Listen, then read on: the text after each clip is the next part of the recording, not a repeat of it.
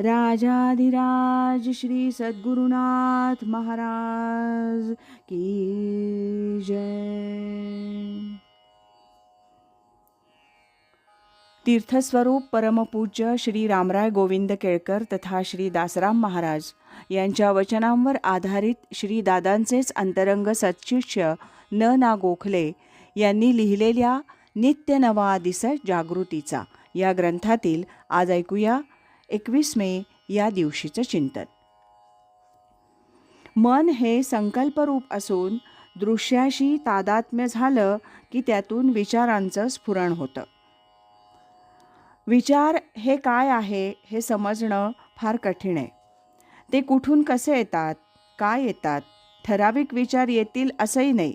कोणत्या क्षणी अगदी विरुद्ध विचारसुद्धा मनात येतात. याचा आपल्या सर्वांना अनुभव असतोच. विचारशक्ती, सद्विचार, वाईट विचार इत्यादी त्यांना आपण निरनिराळी नावंही देतो. पण त्यांचा उगम कुठे होतो हे सांगता येत नाही. नेहमी माझ्या मनात असा विचार आला असं आपण म्हणतो. तो कुठून येतो? आधुनिक मानसशास्त्राच्या तत्वांप्रमाणे विश्वमनातून विचारांचं स्फुरण होतं. अशा विचारलहरी विश्वमनात कायम फिरत असतातच. तुमच्या मनाच्या अवस्थेप्रमाणे त्या तिकडे आकर्षित होतात किंवा नाही. म्हणजे तुमचं मन कोणत्या विचारांच्या आकर्षणाला अनुकूल आहे त्यावर या विचारांचं आगमन ठरत असावं असं दिसतं. म्हणून तन्मे मना शिव संकल्पमस्तु असं म्हटलं आहे. विश्वमन हे संकल्परूप आहे. विश्वसंकल्पना आदितत्वाला स्फुरली तो आद्य संकल्प.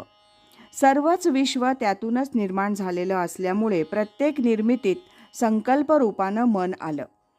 त्याच्यामार्फत मग जीवांचा दृश्याशी संगम होऊन जीव विषयांशी तादात्म्य पावायला लागले आणि मग विकल्प सुरू झाला.